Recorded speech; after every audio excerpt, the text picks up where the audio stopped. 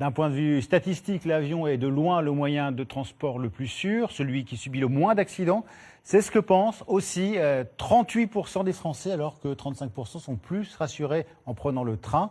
Il n'empêche, beaucoup de passagers ont peur en avion. Pour combattre cette angoisse, cette phobie parfois, il existe des stages. Sybille Bromberg et Laure Lino. Paris, Athènes, Séville, que la destination soit proche ou lointaine, pour 30% des personnes qui voyagent en avion, l'appréhension est là. Déborah est dans ce cas. La seule perspective d'un trajet en avion la terrorise. Une fois qu'on arrive à l'aéroport, je commence à angoisser, donc je le sens au niveau de ma respiration.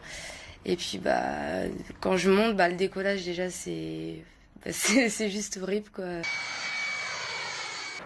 Depuis quelques années, les offres de ce type de stage se sont multipliées. Dans ce cabinet parisien, on promet de se débarrasser de sa peur en une journée. Margot Ferrand est psychologue. Elle apprend aux stagiaires à maîtriser leurs angoisses.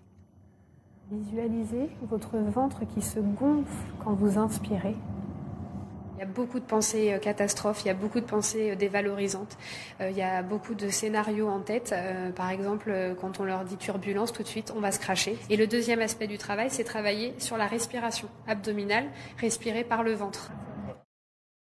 Les stagiaires sont invités à monter dans un cockpit, une réplique d'un Boeing 737, un simulateur de vol de loisirs loué par les organisateurs.